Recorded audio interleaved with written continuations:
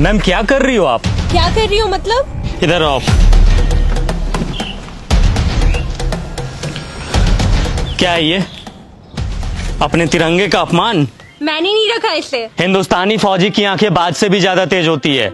चलो मान लिया आपने इस झंडे को यहाँ नहीं फेंका, पर उठा तो सकती थी ना। ओ फौजी सुन, ज्यादा ज्ञान मत दे, औकात में रह अपनी। अपनी औकात में ही हूँ।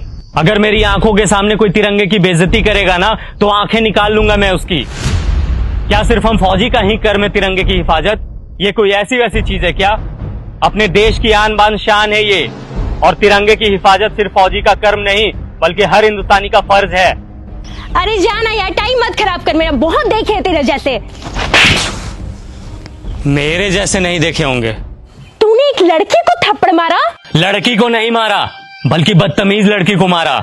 हमें यह नहीं सिखाया जाता कि किसी बेगुनाह इंसान पे अपना हाथ भी उठाया जाए, लेकिन इतना तो तुम्हें भी पता होगा कि अगर कोई इंसान हमारे तिरंगे की तरफ आंख उठा करके भी देखेगा तो हिंदुस्तानी फौजी आंखें निकाल लेगा उसकी। फौजी होने का बड़ा घमंड है तुझे, औकात ही क्या है तुम्हारी? घमंड नहीं, फौजी होने का बहुत ही ज्यादा घमंड है मुझे, और इतनी औकात ही मेरी काफी है। तुम जैसे लोग ना 25-30 हजार की नौकरी करके ही खत्म हो जाते हो, और देख मेरी औकात, 10 लाख की गाड़ी में घूमती हूँ। तुम घूमो 10 लाख की गाड़ी में, हमें 50 डिग्री गर्मी, -50 डिग्री ठंडी, तेज बारिश में भी बॉर्डर पे खड़े होकर अपने देश के लिए हंसते हंसते सीने पे गोली खाने में फक्र महसूस होता है। यही हमें सुकून देता है।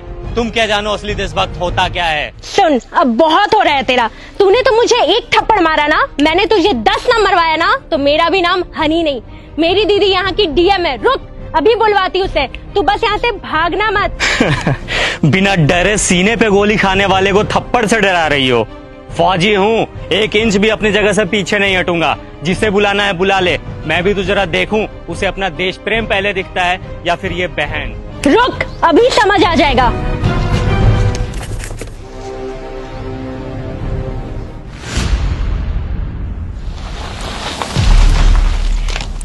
दीदी, यही है वो इंसान जिसने मुझे थप्पड़ मारा है। कितना मारा? एक, वो भी बहुत जोर का। कम ही मारा था।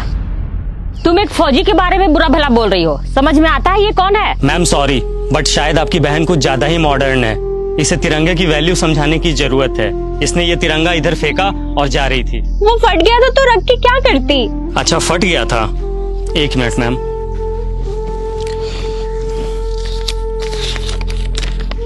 ये कितने का नोट है? 100 का। अब कितने का है? 100 का। अरे क्यों, फटने से इसकी वैल्यू खत्म नहीं हुई? मैं भी फेंक देता हूँ इसे।